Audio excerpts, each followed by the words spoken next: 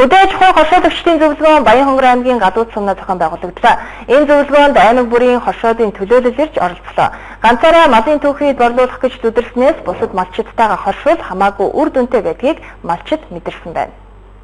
Малчид айл хангалтаараа хоршиж хоршоо байгуулж ажиллах хандлага улам бүр нэмэгдсээр байна. Малын арьс шир ноос ноолор бэлтгэх, борлуулах хоршоодоос гадна сүүсүүн бүтээгдэхүүн бэлтгэх, хүнсний ногоо тарих, гар урлалгээд хоршоодын төрөл өдөр их тусам олсоор байгаамаа. Одоогийн байдлаар улсын хэмжээнд хөдөө аж ахуйн хоршооны гишүүнчлэлтэй хүний тоо 100 мянган холд авжээ. Өнөөдөр бид нар яаж малчид маань талын нэг таарч ингээд бас нэг зөвхөн өөрсдийнхөө төлөө өөрсдөө нэг 2-3 кг ноолор ноосыг наашин цааш болгох.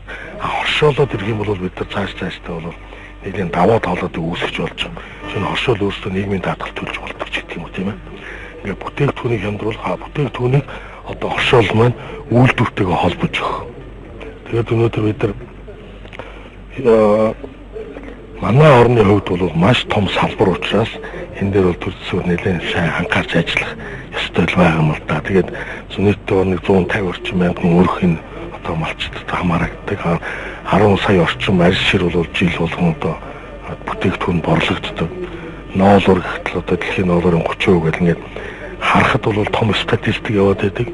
Энийг одоо нэг бөөгнүүлээд базаад зохион байгуулалтанд оруулаад экспортын нэг том салбар болгочих тийм боломж бол харагдаад байдаг боловч ингээд явахгүй хамаа. Төрөөс явж байгаа тодорхой бодлогуудыг бол одоо хоршоотой холбож ингэж явуулж байна. Энэ дээр бол одоо инженериас эхлээд бол ноосны урамшууллыг бол одоо хоршооны гишүүн малчсанд олох ийм одоо засгийн газрын шийдвэр тогтоол гарсан байгаа.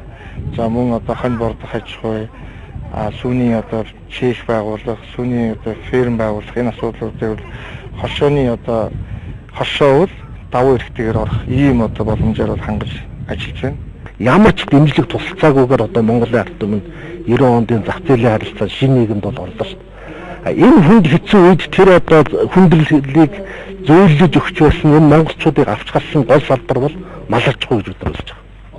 Тэгэхээр одоо энэ дэлхийн нөхцөл байдлын эвгүй хэцүү болж байгаа энэ үед дахиад бид нар мал аж ахуйгаа дэмжсэн бүгдээ одоо идэвхжүүлэх, малынхаа үржин шимийг сайжруулах бас том бодлогуудыг гаргаж ирж хэрэгжүүлэх ёстой. Одоо шинэ бодлого явуулдаг цаг үе гэж бид үзэж байгаа. Энд бол төрийн бодлого чиглэх ёстой.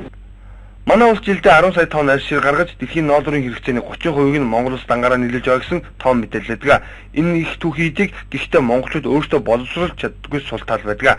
Тэгвэл үйлдвэрүүдийн аж ахуйн яамнаас 2012 оноос хоршоолын хөдөөний өргөнүүлж эхэлсэн үүнтэй холбоотойгоор техникийн сургалтуудыг ч мөн бүх аймаг сумдад явуулсан байна. Одоо малчид хоршоолын ач холбогдлыг ойлгодог болсон байна. Тэд одоо орон нутгийнхаа брендийг бий болгохыг зорж байгаамаа. Хөдөө аж ахуйн хоршоологчдын зөвлөгөөн болж байгаа Баянхонгор аймгийн хувьд бууц